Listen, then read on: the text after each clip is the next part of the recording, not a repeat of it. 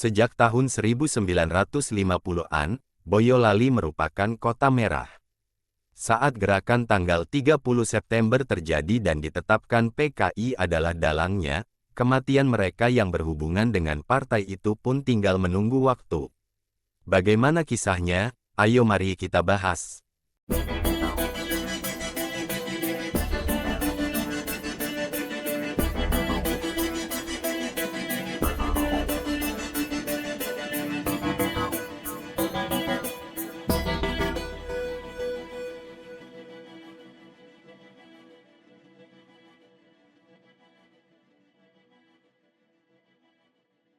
Saat G30 SPKI meletus, warga Boyolali Utara tidak khawatir. Berita mengerikan demi berita mengerikan disiarkan melalui radio. Soeharto dan sejumlah pejabat negara lainnya bergantian dikumandangkan suaranya. Namun, bukan geger kekejaman PKI yang mengkhawatirkan warga Boyolali Utara. Melainkan, Soekarno kemana? Bagaimana bisa presiden tidak terdengar suaranya sama sekali di saat tragedi separah ini sedang terjadi? Warga pun masih belum terlalu berpikir negatif saat propaganda hitam mulai disebarkan Angkatan Darat mengenai PKI sebagai dalang G30S. Bahkan, sepanjang Oktober tahun 1965, belum ada tanda-tanda perburuan pendukung PKI di Boyolali. Sampai November, Boyolali Utara tidak dianggap sebagai basis PKI yang terlalu mengkhawatirkan karena kawannya, Boyolali Selatan, adalah basis tradisional gerakan kiri tersebut. Sampai akhir Oktober, Kodim Boyolali belum bersih dari loyalis Soekarno dan nilai-nilai positif PKI. Akhirnya, Komandan RPK Ade Sarwo Edi memperkuat operasi di Surakarta dengan pasukan Brigif 4, Diponegoro di bawah pimpinan Kolonel Yasir Hadibroto dengan Yon E, F, dan G, dari Surakarta, hanya butuh waktu kurang lebih sejam untuk mencapai Boyolali. Artinya, tinggal menunggu waktu sebelum operasi bersih simpatisan PKI di Surakarta tiba di depan pintu. Informasi mulai beredar kalau pendukung PKI akan dibasmi dan PKI mau membunuh lawan-lawannya. Koran-koran Jawa Tengah, yang sudah dikuasai AD, hanya berisi berita buruk tentang PKI. Kekacauan yang disebarkan efektif. Lawan-lawan PKI menjadi lebih solid dari sebelumnya. Contohnya, Gerakan Pemuda, GP, Ansor yang antusias menunggu militer di Jalan Raya Kecamatan Klego. Pada tanggal 30 Oktober atau tanggal 1 November Yon E tiba di Boyolali Utara dan periode kelam pun dimulai. Boyolali Utara dibagi ke beberapa zona dan pembagian tugas. Contohnya, zona C adalah Wonosegoro, Karanggede, Klego, Simo, Nogosari, dan Sambi yang diserahkan pada satu kompi Yon E, namun, tetap saja Yon E kekurangan orang.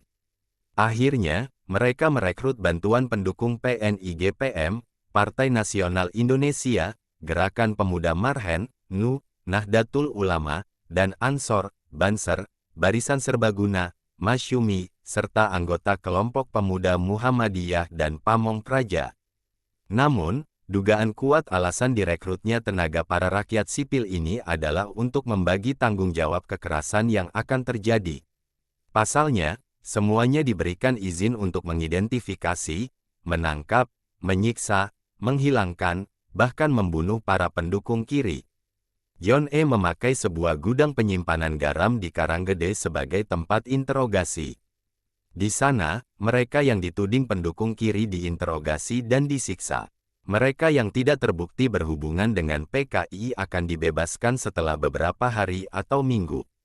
Ada pula sejumlah tahanan politik yang ditendang bak bola di pertandingan sepak bola dan digantung terbalik. Rumah Marto, Lurah Karangkepoh, dipaksa menjadi markas puluhan tentara. Marto sendiri adalah anggota PKI dan Persatuan Perangkat Desa Indonesia, PPDI. Selama 3 bulan, ia harus menjamu para tentara dengan makanan berat 3 kali sehari, belum termasuk minum, cemilan, dan rokok. Meski usai para tentara pergi Marto sudah dimiskinkan dan banyak utang, ia bersyukur setidaknya ia dan keluarganya dibiarkan hidup. Ingat kisah tahanan Indonesia ditahan hingga berdempetan di penjara zaman Belanda dan Jepang? Hal ini terulang kembali di Boyolali, saat tahanan politik terus bertambah hingga gedung-gedung kesempitan. Bahkan, saking tidak ada tempatnya lagi, sebuah bioskop diubah jadi penjara. Selain itu, aparat sama sekali tidak menunjang gizi para tahanan, baik yang masih ditahan berdempetan di gedung penahanan atau yang sudah dialihkan menjadi pekerja paksa di PDAM. Istri-istri mereka menjadi harapan mereka untuk mengirim makanan agar tak kelaparan. Namun, hasil bumi yang ditinggalkan para tapol untuk para istri kelola ini kebanyakan dirampas oleh anggota milisi yang sebelumnya sudah berpartisipasi dalam kekerasan memburu mereka. Aparat juga mengizinkan, bahkan ada yang ikut-ikutan membawa pergi harta para tapol. Namun, hasil bumi yang ditinggalkan para tapol untuk para istri kelola ini kebanyakan dirampas oleh anggota milisi yang sebelumnya sudah berpartisipasi dalam kekerasan memburu mereka. Aparat juga mengizinkan, bahkan ada yang ikut-ikutan membawa pergi harta para tapol. Saat interogasi, peran ditukar, milisi yang menunggu di luar menjaga lokasi interogasi, tentara yang menginterogasi. Saat penyiksaan, keduanya ikut turun tangan. Penangkapan pada masa itu tidak ada pemberitahuan pada keluarga tapol. Keluarga tapol harus mencari sendiri. Mereka harus menyusuri setiap kamp penahanan untuk menemukan keluarga mereka. Saat penumpasan merajalela, Hardjo Sarono datang ke kantor polisi Boyolali meminta perlindungan. Di sana, Yon E menyuruhnya kembali ke Karanggede, bubarkan PKI dan Ormas Kiri.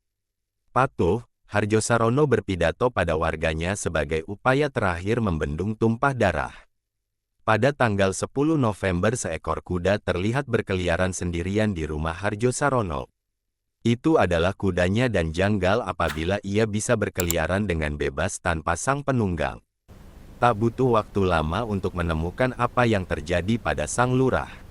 Ia ditemukan tak bernyawa, peluru menembus lehernya. Sang lurah yang biasanya tampil rapi dengan topi koboi tewas hanya memakai pakaian dalam.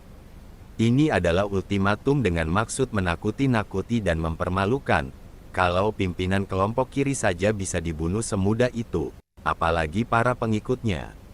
Tapol lain pun menceritakan kalau tujuan mereka diinterogasi bukan menguak kebenaran. Mereka sudah ditetapkan salah sebagai pendukung PKI. Interogasi mereka hanya untuk mereka menerima mereka tudingan dan pantas dihukum serta disiksa saja. Banyakan dari mereka dibunuh di Gunung Butak dan dikuburkan secara massal tanpa ada penanda. Modusnya serupa, di lokasi penahanan, mereka akan dipanggil langsung berkelompok di suatu siang atau sore dan dimasukkan ke truk tentara. Mereka diberitahu mau dipulangkan. Mereka keluar tempat penahanan, masuk truk tentara, dan tak pernah terlihat lagi. Tak lama, sanak saudara mereka yang dipulangkan datang membesuk. Teman mereka di tempat penahanan pun bingung, bukankah mereka sudah dipulangkan? Belum, jawab keluarga para tahanan hilang. Ex-tapol yang selamat menceritakan pembantaian dimulai pada tanggal 31 Desember tahun 1965 atau tanggal 1 Januari tahun 1966. Mereka memperkirakan ada sekitar 380 tapol yang dibunuh. Namun, angkanya bisa saja melebihi ini. Sungguh, tahun 1965 sampai tahun 1966 merupakan masa mengerikan penuh darah di Indonesia.